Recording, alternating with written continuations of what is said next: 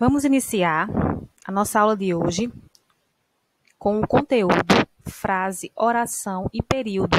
Vamos identificar o que cada um é e vamos identificá-las e suas características, certo?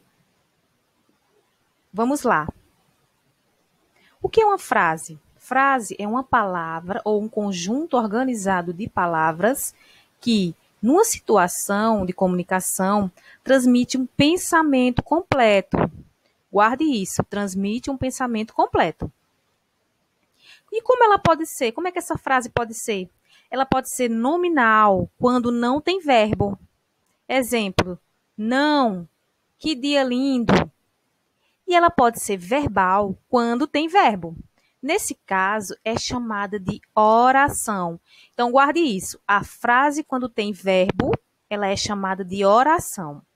Professor, esse oração não é aquela oração que a gente faz na igreja ou quando a gente quer falar com Deus? Não é a mesma coisa, certo? Aqui é em relação ao verbo, tá certo? Então, guarde isso aí. Quais os exemplos que a gente pode dizer aqui? Ó, hoje o dia está lindo. Ó, o verbo está aqui.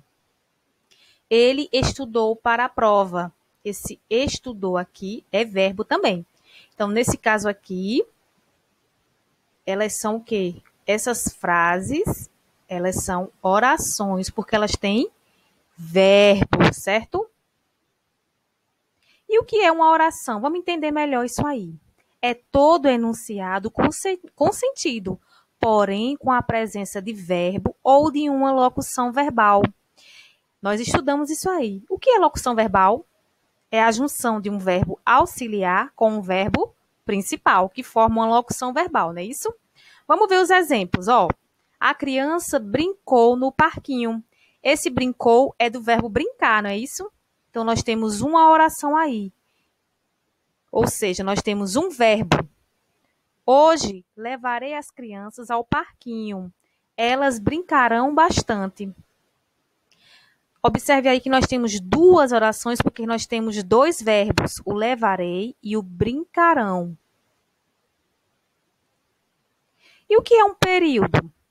O período, gente, é a frase organizada em uma ou mais orações. Então, como é que pode ser esse período? O período ele pode ser simples quando ele apresenta um verbo. Exemplo, ó, eu ganhei um lindo anel.